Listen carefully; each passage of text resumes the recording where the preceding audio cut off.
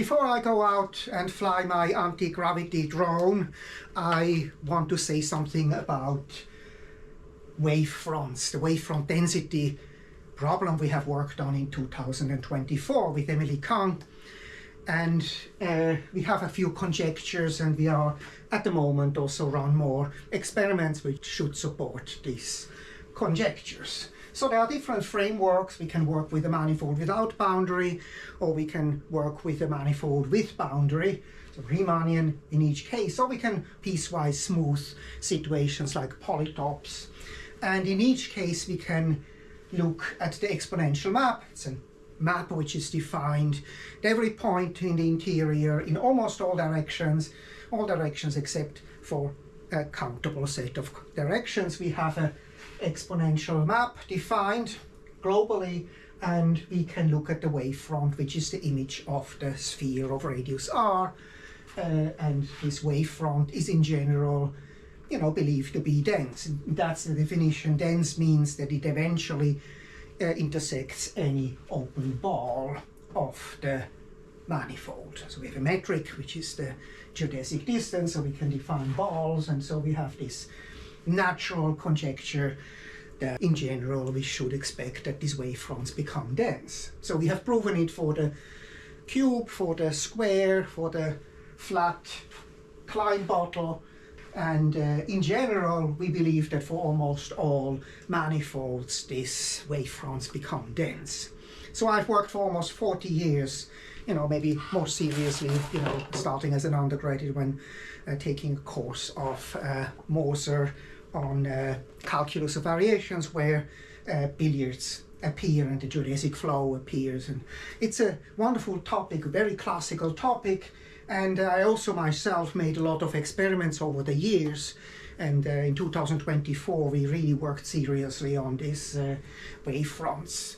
And it's a very, very interesting problem, even in the simplest situations, like a triangle. We believe that in general for any polygon the wavefronts become dense. So these straight line boundaries are incompatible with the wavefronts which are circular, open, piecewise circular. So even in a triangle they start to fall apart, and the length of the wavefront grows linearly in every polygon, of course, because we have just essentially take a circle and then we wrap around things.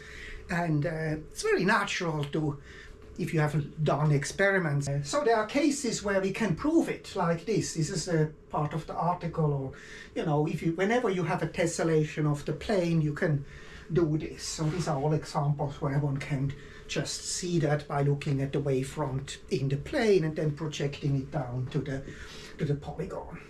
A case which is already not clear for triangles is maybe the 3, 4, 5 triangle. That's a special challenge.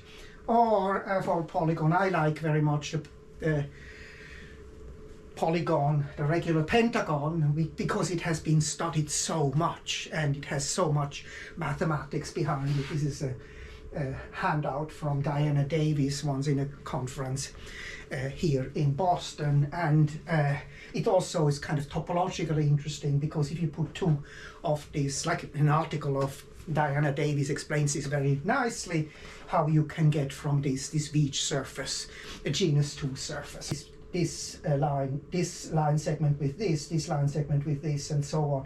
So what you get is a genus 2 surface, and so you have a geodesic flow on such a surface with a piecewise smooth Riemannian matrix. You can, in this case, you can say a lot about the periodic points, for example. It's a beautiful problem, and we can also experimentally explore this, and it's well possible that one can prove this with very little effort. Could be possible, like we proved in the case of the square. It was surprisingly simple in the end, even so we struggled for a long time. Maybe I show some pictures of a triangle here. I made some pictures here kind of the wavefronts, and you can kind of see how that works. And that's it for today.